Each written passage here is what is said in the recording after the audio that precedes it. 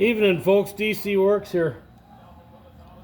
Another one of my useless little projects.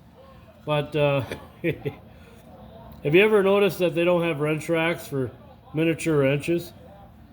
This here is a Challenger little ignition wrench. And, you know, wrench racks are too big. They don't sit very well in them.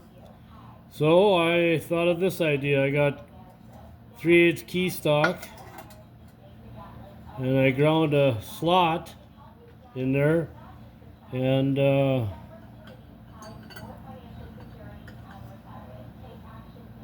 don't know, what do you think of that?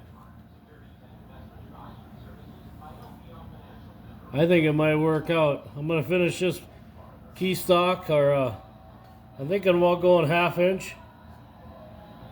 And I'll bring you back when I'm done. Thanks for watching.